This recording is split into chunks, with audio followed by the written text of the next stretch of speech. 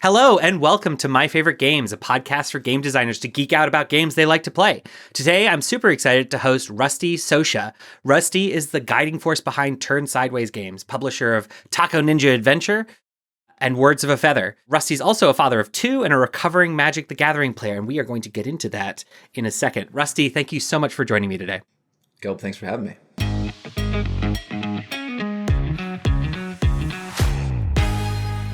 So, I guess just to jump in, Magic. It's quite a thing to be. Most people I know who are former Magic players weirdly describe it in a similar way that you do, a recovering Magic the Gathering player. So yeah, tell me how that happened. Like, how did you get into Magic? So I got into Magic as I was designing Taco Ninja Adventure. And a little bit more about Taco Ninja Adventure. I'm the oldest of six, and my youngest brother, who at the time was 9, said, hey, I've got this game idea. He knew that I kind of liked designing board games, and I hadn't published anything yet. I had one unsuccessful Kickstarter called My Metropolis. And so I think he kind of had it on his radar that I liked doing that kind of a thing. He's like, oh, I want to make a game. And it's like, cool, what's your game? And he said, Taco Ninja Adventure. I'm like, I'm sold on the title. Let's make something happen. And he's like, oh, I want it to be a card game. And Taco Ninja Adventure, like that, he and his friends had this, like, in his words, it was a comic book series where, like, they each had little Taco Ninja characters, and they went on adventures together, and they passed it around, and they each like contributed to it. And so taking that kind of like concept and making it into a card game was his idea. And I said, well, I can help you with that. And then it's like, well, if I'm going to make a card game, I should probably play all the preeminent card games. I went to Board Game Barrister in Milwaukee whenever I was living there, and kind of chatted with the guys there, and they're like, well, if you want to, I said, I want to avoid Magic if possible, because I know it's expensive and I know that like it's super popular and I'm afraid I'm going to get sucked in. They're like, well, you should check out Rise of the Ashes Reborn, or Phoenix Rise of the Ashes Reborn. And I said, great. So I bought that, and they're like, and here are some free starter decks for Magic. And like, I didn't know exactly but it was such like a gateway drug. It was like such a pusher kind of thing to do. But I got completely sucked in. So what is it about Magic that makes it different to other collectible trading card games? I think Magic's had such a long runway as, so they've gotten to not only build up an audience over time, but also figure out what works and what doesn't work. And what's so interesting about Magic, there's so many things that are endlessly fascinating about Magic, but the design team continues to innovate in really interesting ways. Like, if you ask me what's next for Magic, I don't know that I could tell you. Like, I thought that I'm going to say words that only Magic the Gathering players will like get, but like they implemented these saga mechanics, which, have dice and each turn they do a new thing. And like, that blew my mind. So it seems like they're constantly innovating in the card game space in really interesting ways, while not forcing you to do other things besides like have the cards, have a set of dice or counters. And that's super cool. And then they also bring in Magic the Gathering players onto the design team, which is super cool. And they have a very rigorous vetting process. And so there's the game design is super cool. And the fact that they've built this competitive tournament scene and the gameplay is still engaging enough, and they keep it fresh with new card releases. So it seems like it's constantly a puzzle that needs to be solved for players. And I think that's what keeps a lot of players coming back, especially at the competitive level. And like, how about because so on the surface, Magic looks like a lot of games that have come after it, right? Mm-hmm. And people have tried to innovate in different ways. There've been different attempts over the years, and there still are. And then if you're looking for non-thematic similarities, you wouldn't have like Lorcana without something like Magic, of course. Yeah. Is there something about the mechanics of the actual gameplay that is revolutionary and different to anything else that's out there? Or is this just the one that got it right at the right time, and now it's become so much larger than Yeah. it maybe could have been if it was even a year or two later or earlier. Does that make sense? That's an interesting question. So have you played Magic the Gathering before? I have, but I'm not a recovering Magic player, so it's a very, very like surface level. How many games? Like, is it single digits, Twice. double digits? Twice. Okay. And do you remember what you Yep. played? Okay. So I've I've lost count, obviously, how many games of Magic I've played, but I've not played Lorcana, but I'd like to. I have played Keyforge. Okay, There we okay. go. Yeah, and I think that was the creator of Magic also worked on that game as well. But Richard Garfield. But I think there is something fundamentally different about the other trading card games that I've tried and Magic the Gathering, and I don't know. Like I've also played Hearthstone, and Hearthstone seemed to get close. It was kind of nice. Hearthstone had this element where like you don't necessarily have mana; you just kind of like continue to get more resources each turn. But I think that I honestly couldn't articulate. I could start to like try to guess at why playing lands and having lands as part of your deck is something that makes it feel substantially different versus just like you get more resources each turn, or like the fact that there's a breadth of cards, or there's so many different kinds of ways to play Magic, especially with some of the older formats where you've got your very direct, like I'm going to attack you approach versus like I'm going to do something on that's kind of like in a weird axis, like doing something related to your graveyard and the discard cards, or like there's so many different ways to deck build. And I think like I think it has so much momentum because of the culture, and that they're constantly releasing new sets, and that it's going to be around for forever, and it's hard for other people to break into that space, because I've seen a lot of people try and like they make fun games, but yeah, for some reason I just keep on getting drawn back to Magic. I think that's an interesting point, because I think a lot of people just assume, oh, there must be something special about something to mean that it's not Mm-hmm. only popular but long lasting. And yes, the answer is yes and no.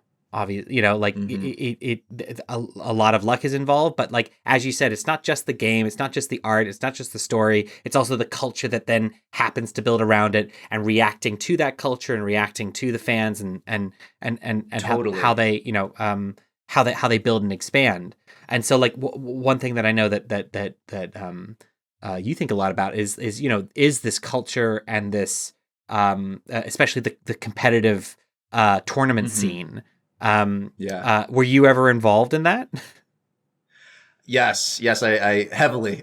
So I kind of got into it because my roommate and I both got into Magic around the same time. We were living together whenever I got into Taco Ninja Adventure, and then it started just at the local game shop with Friday Night Magic, and just playing against these other decks and seeing how quickly they did the thing that they wanted to do, and then realizing like, man, I got to actually like deck build and like figure out how to compete, and then quickly moving from that, and like reading a whole bunch of articles, and like pouring over deck lists to, oh man, there's this regional qualifier thing that I could potentially go, and like why not try my hand at that. But you do it with your friends, and you make new friends through the competitive gameplay. And I will say that as you get more competitive, people become more Yeah. competitive, and it doesn't necessarily always bring out the best in people.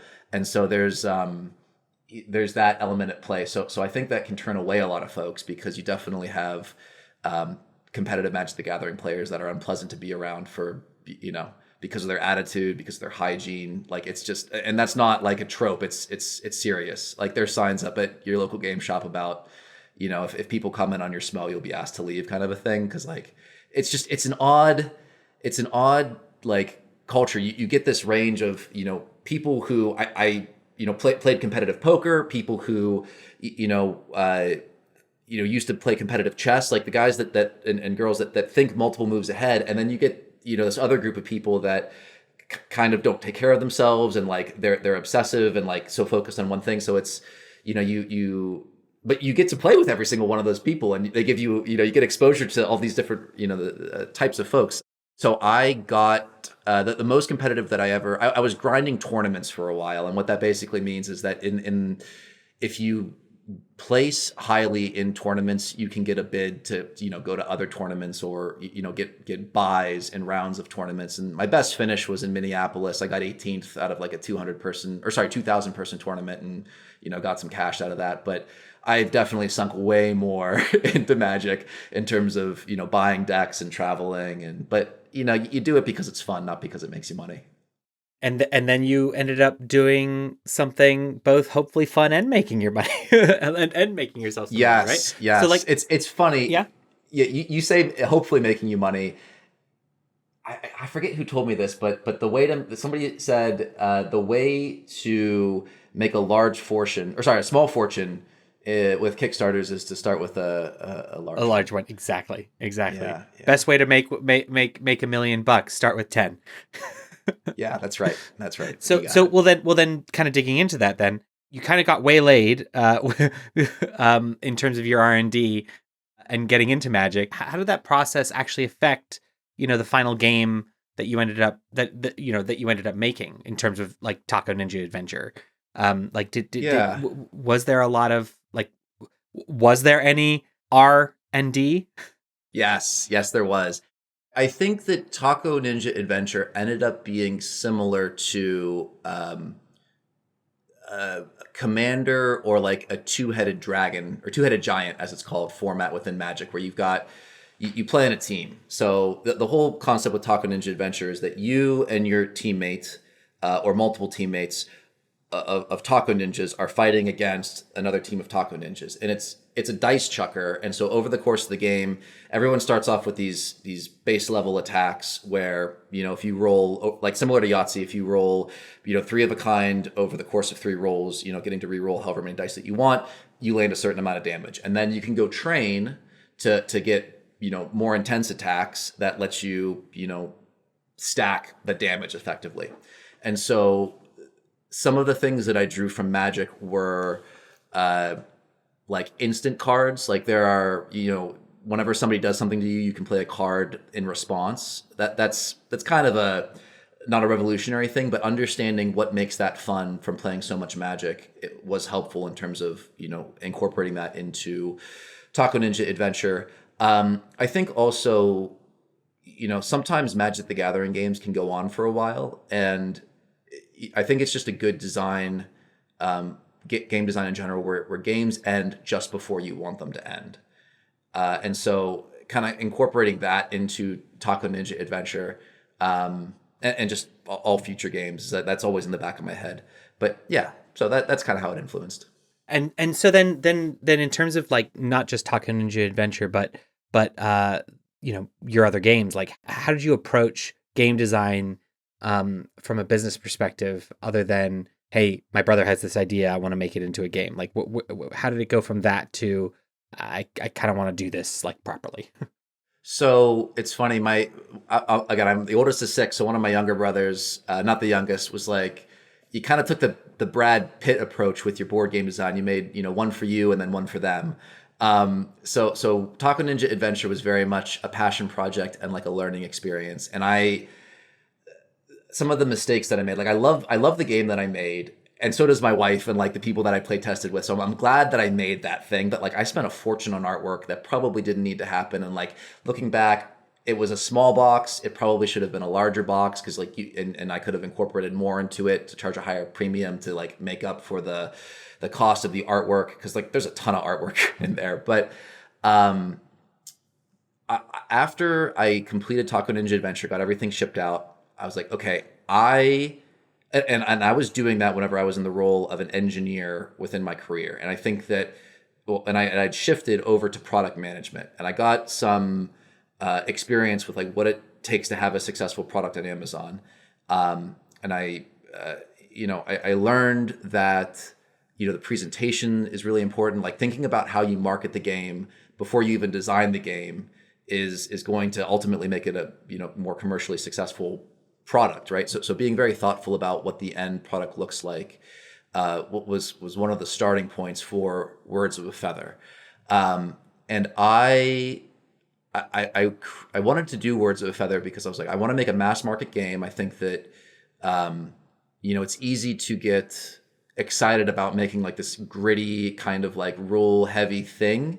And that was the first failed Kickstarter called My Metropolis, where I tried to do this like Euro game, only having ever played a ton of Euro games, and thinking that I could do it. Because not only is it challenging to design a good game, it's also challenging to like market it and sell it well. And so taking all the learnings from, making and publishing, and shipping out Taco Ninja Adventure and the failed My Metropolis, I was like, I'm going to try to make an easy game, something that appeals to the mass market, and that kind of will hopefully sell itself whenever people see it on the table. So that was kind of some of the thought going into Words of a Feather. So, and in terms of your approach with that, so you started out with the idea of wanting to make a mass market game. Did you start off with mechanics first or theme first? It was definitely mechanics first. The guys that I played Magic the Gathering with, we got to know each other by playing Ultimate Frisbee. So I used to coach Ultimate Frisbee and play like very competitive Ultimate Frisbee at Marquette and at Pitt and around Milwaukee. And we used to take a lot of long car rides. And one of the things we do to entertain ourselves are, I got yelled at for saying tribal game. It's not a tribal game. It's a word game, right? Where like two people say a word at the same time, and then if you match up, you get a point. But if you don't, like the next person has to try to like do it based on what other people said. And I was like, I want to capture that and get it into a game. And then I started doing research. I'm like, there's a ton of games in this space, but like they were all a little complex. And I'm like, I think I can maybe do it better. And so I played around with a couple different ideas. And it was a friend of mine that said like, hey, instead of just having cards, like why don't you like lay it out nicely? And the cards that I was using at the time were like, they were just square kind of cards, but we did it and it kind of looked cool. And then I've got this artist that I work with, her name's Sol, and she is in Argentina. And we kind of talked about like how we could take some concepts, some artistic direction and have her run with it. And so we talked about making this mandala and I've got some artwork here that I was like, I kind of like this color scheme. And so it's just, it went from that to, what you see today through that process. But in terms of what you see today, like that's kind of minimizing it. Like it's a very interestingly visual game. And so like, did you just find, okay, so there's this game that's in the kind of collective conscious that I'm going to turn into a board game type experience. And then, it kind of looks like peacock feathers. You said earlier in terms of mass market game, I don't know. I think if somebody looked at Words of a Feather, it doesn't necessarily look on first blush mass market, even though the mechanics of it are quite fun. Yeah. It does not align to like the party game kind of like white background, black text, like very basic. Yeah. This kind of pulls on some of that, product presentation bit. Table presence is, I think, a really big selling point, especially on Kickstarter. And like, people place a premium on miniatures and like the way the components feel. And so I've always been a big fan of Kickstarter, and I knew that I wanted to launch it on there. And so I was like, how do we take this concept of like words on a table or cards on a table and make it into something that is visually stunning and has table presence? And let me just grab this over here. This is my parents were traveling and they found this ceramics artist, and this is a piece of artwork that they brought back. They were traveling in Jerusalem, and and so I had this. I'm like, I don't know. I just looked at it. I was like, this is kind of inspiring. I like the colors. I like the geometry and the pattern. And I shared that with my artist. And between the two of us, we're like, okay, if we want to do something that's visually stunning and that kind of aligns to that. And we talked about making it, Art Nouveau, because she was really into that, artistic period at the time. We kind of gradually made our way into that layout that you see today. So it's then interesting that you go from that to then something again quite different in what you're working on now. Talk to me about Captain's Code in terms of what it is, what where the idea came from, and what stage you're at. So I did not intend to do another game after Words of a Feather. It was a lot of work, and I have 2 children now. And when I started Words of a Feather, I did not have any children. Tells you how long it takes to bring something like this to market. And work's picking up, and I love making games that people have fun with. And I didn't have anything like I've got a closet full of prototypes that I got excited about and took to some level and play tested, and was just like, this isn't worth continuing to pursue it. I might come back to it, but like nothing that was ready to do next. And as I wrapped up Words of a Feather, the Kickstarter, I had a number of folks reach out about licensing their game, and I had not put anything out there into the world about looking to license other people's games or be a publisher. But one of these game designers made a pretty compelling pitch. He's like, listen, I've got these word games. So this guy, Justin Gunnell, we're partnered together now. He's a lawyer out of New York. I think you've got an audience here that, this would resonate with. And so he sent me two games to play test. And I tried them. It was like, the first one was like, this isn't quite right for me. And he's like, well, you might like this other one. Give it a shot. And I did. It was a lot of fun. So it was originally called Junction. The game is basically a mixture of think like code names, whenever like with words on a map or all laid out on a grid. But you're playing on teams, similar to code names as well. And the players are asked to give a clue for a number that connects 2 words on the board. And your objective is to ultimately create a connecting line from 2 edges of the map.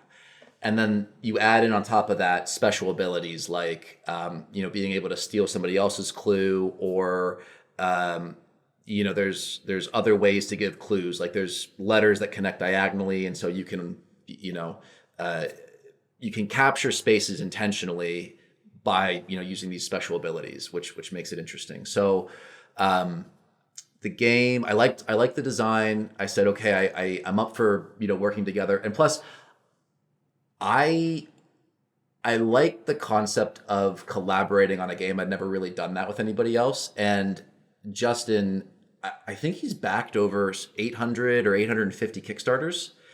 And I was like, okay, this guy's going to be a wealth of knowledge about how to make a good Kickstarter game. And it sounded like he also had a couple other, licensing deals that he's done with other publishers. So I'm like, at the very least, I'm going to learn something by working with him. And he was very receptive to, the timeline. I said, I need at least 3 years to make this happen, right? Because like, I got a couple kids. This is not my full-time thing. He's like, totally get it. And he also, wanted a certain amount of marketing spend, which, I committed to $1,500, but I'm definitely going to end up doing more than that. But so we aligned on the expectations for what it would take to bring this game to fruition, and he liked what I was doing in terms of my audience and the artwork, and he and I liked the idea of being able to partner with somebody who had a lot of experience, and that because I think I'm gonna do better if I can bounce ideas off of somebody. What's fascinating here is that you started doing this because you've designed some games. Your brother had an idea for a game that then led you to launch your first one. Then you just made a decision, and you're like, I'm doing a mass market game, but I also want to make it look good, and you made that happen. And then you're like, sure, I could be a publisher too. And now you're making that happen. It was, yeah. And honestly, like I as a parent, like whenever I became a parent, I had to like really intentionally shed a lot of things from my life, because I had a lot of interests I'm an engineer by training, and so I've got all kinds of tech projects and Arduinos and like little side things that I was doing there. That's all gone. Was playing competitive ultimate frisbee. That's gone. Like you have to shed and shed and shed in order to like prioritize the important things in life. And I've always really enjoyed making games, and I've always been very entrepreneurial, and so I don't necessarily think I'm wildly like artistic in the classical sense, but I think I can appreciate, good design. And I like being thoughtful, or the activity there of like designing good products.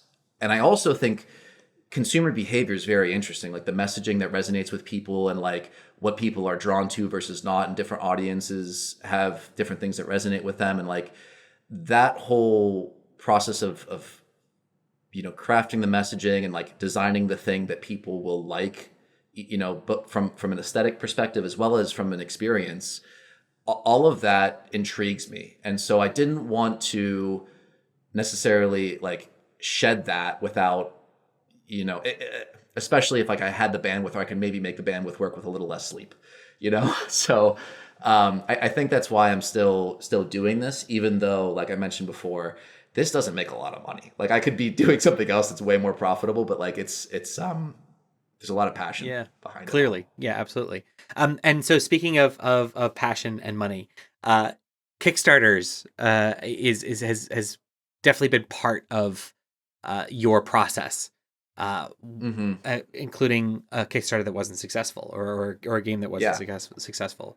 What are the top tips if you were to think that aren't the regular run of the mill things that people tell you, that maybe you wish you wish that you had known, or that have changed the way you approach Kickstarter now? I'd say it's important to first lower your expectations. Wherever they're at, just lower them, because it's a hard road, and it's unlikely that the first project is going to be successful, just because you can read all the books and you can do all the things correctly, but like there are still some fundamental things that can go wrong. But you can do a lot to mitigate that. And I'm sure you've heard, I'm going to say things that you told me not to say with the common tips, but the critical things are like building an audience. That's important to do that up front. And you can do that through personal engagement, but you can also do it through marketing. And like, it's important where if you do want to have, a successful project, that you are willing to put the money up front to do advertising. Because that was one of my big misses on, my first two projects, My Metropolis and Taco Ninja Adventure. I basically did like no paid marketing. And, offline we had chatted about Launch Boom and crowdfunded, but like, go read this book, the crowdfunded by Mark Bakota. He's got a free YouTube channel, and if you get his book, he'll give you access to his communities for free, and there's a lot of good information in there. But if you're doing a Kickstarter, it's really important to build the audience. And what's really nice about that particular approach is that you can set aside $2,000 to test a concept, before you go to market, by, having that landing page. And that really lets you see, like, is it worthwhile for me to continue pushing this thing forward? Like, is my product shots and like the value prop that I think I'm bringing actually resonating with people? And it's, that approach is good, not only for, Kickstarter, but I'm doing the same thing in my full-time job, which is, contract manufacturing for electrical products. Like, you can do a similar thing where you can, with a relatively low investment, figure out whether or not your idea has legs, or that the value that you think you're bringing is actually being received well. I think it's always surprising how many people who have gone through both successes and challenges with it come back to, this is not rocket science. It just takes repetitive work, and don't expect anything to happen overnight. The overnight success story was 5 years in the making, totally. Right? Whatever the line is. And so as someone who's working on like a first proper Kickstarter, and has not had great necessarily faith in crowdfunding before. I think there's always this temptation to like, well, but how did you actually do it? And it's so interesting talking to people like you and others. It's like, it's not rocket science. Yeah. Just did it. Yeah. So you know what you have to do. And it's get off your ass and just do it. And also so many people who are jaded, and it's because they didn't do that, if that makes sense. Now going into it, having understood how important advertising is pre-campaign and during the campaign, it's now directly impacting the components that I'm choosing to include and the price point that I'm choosing to do for Kickstarter, and then how I'm planning to do, the components and the price point for the retail version, if we do a retail version, so that, everything's appropriate. Like there's enough margin in there to be able to like actually make a profit, and cover everything. Cause like Words of a Feather, I think I might end up like making at most $1,000 on it if I can like actually sell through all the inventory that I purchased. And like, great, but like there's so much work that goes into like making that $1,000, and like, is this worth it? No, no, not from a financial perspective. Yeah, but I mean, it is a beautiful game. Like it's a beautiful game. It's nothing else like it. So like I think, but you're right. You're absolutely right. And has that impacted your? Well, yes, it's clearly impacted the way that you look at things like components. Does it also impact the way in which you're approaching your pre-launch, whether it's pre-launch funnel building, or approach to ads? Like, do you now have like a different type of ad plan for before and during, Yes. captain's Yes. codes? So from like a holistic perspective, it's now like the amount of effort that I know that goes into making a Kickstarter successful is really, it's a very high hurdle for like any future game that I will try to like take on, either for my own design or for somebody else. Like this game has to be awesome for me to like want to put in the time and effort to bring something, to market. So that's number one. Number two, in terms of like, thoughts going into the Kickstarter, and trying to make it successful now that I've got a game and I'm picking components. The Kickstarter audience places a ridiculously high premium on the components, like having miniatures in your game, or like metal elements, high quality components and high quality artwork. And they also care a lot about the story. Like your game ideally has a narrative element to it, and a theme, and the components and the gameplay support that. And so, Words of a Feather didn't have any narrative elements, and people were reaching out to me saying like, hey, maybe there's this peacock god and you're trying to like, make connections with humans. And like, I'm like, no, this is, you're missing it. Like, but I was missing it. All right. I should have incorporated more of that into the design to appeal to the Kickstarter audience. And so, highlighting narrative elements and the artwork and the components, I think, are all critical. And I have yet to go through the testing process for my ads for Captain's Code, but I'm actively trying to engage with my current audience that I have with Words of a Feather about the artwork as it's being created in the game development process, so that people feel like, yeah, exactly. So that's actively happening. Yeah. And I've not really communicated a lot about the narrative to folks yet, because I want to get the artwork kind of locked in before I start to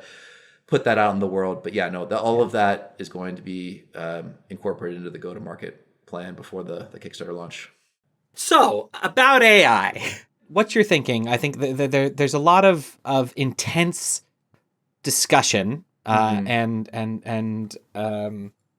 I don't know, perspectives about the use of AI, generative AI in various different creative industries. Mm-hmm. What's your take on approaching AI when it comes to game design? So if are we talking about game design or game publishing, or all of it? All of it. Okay.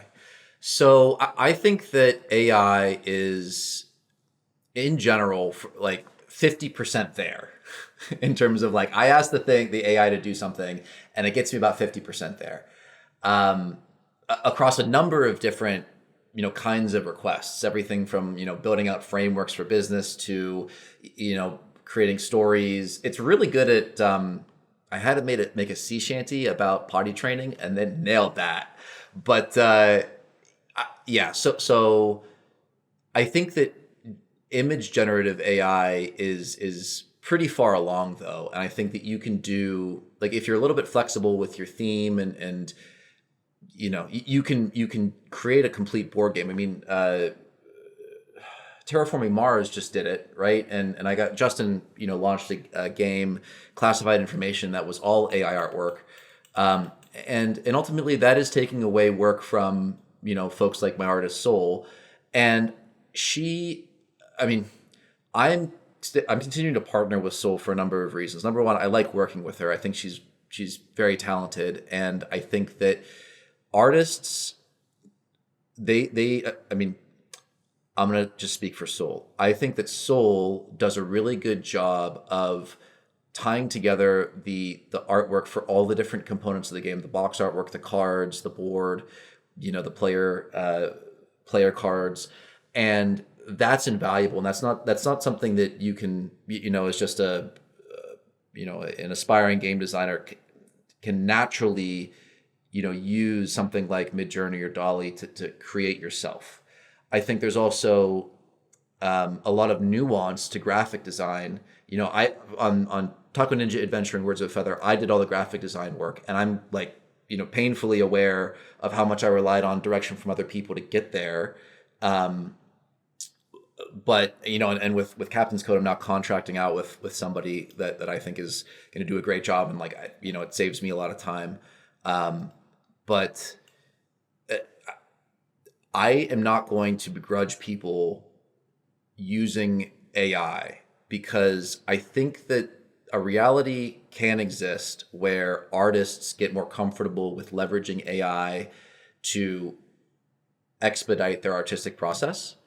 And I think that it's important. I mean, AI is going to be transformative across so many different industries. My little brother works in medicine, and they're basically saying that radiology as a profession is going away.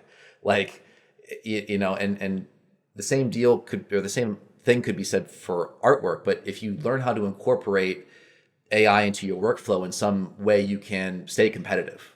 So I don't know. That's kind of how I'm thinking about it. But also, like, artwork isn't my core stream of income, right? And so there's there's a big emotional element that for a lot of folks that cannot be discounted. So I don't know. What are your thoughts?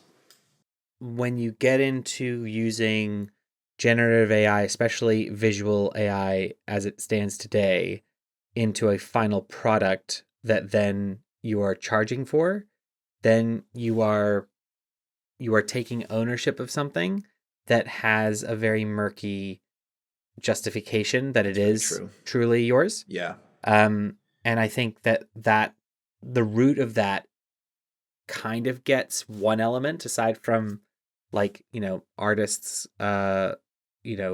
struggling as a response to it. I think the argument about artists is half right in my mind. I think that there are always going to be and always have been ways to screw artists, and AI is one example of that. Not paying them very well is another one. That the large studios are terrible at. You do artwork for some of these larger producers, you're not making bank. And that's like the key reason why somebody wants to buy your product. When you bring in licensing, that's even bigger thing. So artists getting screwed is nothing new. I don't think AI is like new at doing that, but I do think it's doing it in a way where it has the potential of doing it in a way that is that just feels more real, because you're an AI generated image from Midjourney is not an AI generated image. It is a blend of hundreds of images that were all made by someone. So I think that I can absolutely understand the not only pushback but anger from not only the artist community, but those who either work with artists or who want to support artists. And people who play games obviously usually want to do that. Having said that, I think that AI generated artwork is incredibly helpful for the developing of ideas Totally. and concepts, styles, mood boards. Mm-hmm. And I think that I don't see a problem with that. If I'm working on a card game, and it's about it's called Epic Cats, and it's about epic cats that are just badass and cool. All of the artwork right now is Midjourney, just because I want to show a certain vibe that I'm using, so that when someone plays it, they have something to look at. Absolutely no way I'm going to be using that as final artwork, but it allows you to very quickly develop something that at least looks good enough for someone to get past really, really crappy, design, and it allows them to get into whatever game that you're building. I also think, to be fair to some people who are proponents of AI, I do find that there's validity in the argument that, like, well, how far are you going to go? Like, there are tools in Photoshop, if you're removing background images, or you're cutting something out and then you're putting it on a different background, or you're airbrushing certain things. All that stuff is trained on something. You know, all of that intelligence. If you're using like the smart tools to like remove a background, that is trained on photographs and images and all that kind of stuff. It's not as overt and explicit as Midjourney, actual creation of things. So yeah, that was a long rambling answer, but like, I don't think it's wise to say to something new, I don't like you, I'm scared of you, therefore I'm never going to use you, because that's the route to you becoming a dinosaur. At the same time, I think that there's some clarifications and there's an approach as to how games companies, games designers, artists themselves use it, and are very open about how they're using it. Because, if you want to create a game fully on Midjourney and push it out there and sell it, and say that this is a Midjourney created thing, great. Like, you can do that. I might not buy it from you because I don't want to support that. Yeah. But I don't think you have not a right to exist. If you, though, went out there and didn't say that, and you were trying to pass it off as something that it's not, that's when I think you not only have something that I wouldn't buy, but also you're in morally difficult situations. That's so anyway, I don't know if any of that makes sense. No, it definitely does. I am curious. So you mentioned something that I'd like to just touch on. I do have a problem with the way that AI was trained, because it is clear that it was trained on data sets that it should not have been trained on. Yeah. I mean, you see people's signatures and yeah, and so that's where, like, if there was an AI that was trained using a different approach, where it kind of came to some of these own designs on its own, and I think that exists within the realm of AI based on my research. Like, I don't know, but there could be an ethical way to train the AI. So there are people trying to do that. Unfortunately, so it depends on what you mean by ethical, all this kind of stuff. But even Adobe's that they brought out, and they were talking about how it was only trained on open source imagery. Researchers have found out that that's actually not true, and not that Adobe didn't realize that, but so like there are quite insidious problems here that are tough to do. But see, I think no doubt there will be a new normal, and I think you could easily say, okay, AI is going to destroy artists. You could also say, with the advent of AI, artists are going to make more money, because if you want a real bit of artwork, that's going to actually have some value because of the quality that's out there for people just to do it themselves. And so I think there could be there's an argument both ways, and we just have to figure out like how it's going to settle. And that reality, the reality that we have today of like these platforms existing regardless of how they were trained, I think is why I'm saying that it's unfortunate, but it's better to understand how to make your workflow more efficient using these tools than to try to fight it, because it's not going away. And exactly, it isn't going away. That it's like, how do you utilize it, or how do you respond to it, and then knowing what that cost, what that response will cost you. Yeah, I'm curious. What's your prediction on the new normal in 10 years for AI artwork and board games and content I creation. don't know. Are you a Star Trek fan by any chance? Yeah, sure. Yeah, I like Star Trek. So I love Star Trek, and a lot of this generative AI stuff. Like one of my other like projects is using generative AI to create games. Okay. So I'm totally willing to talk about hypocrisy and all that kind of stuff. But like, I think the idea of like technology and creativity that technology can either inspire or shortcut or develop versus appropriate compensation. These are the different things.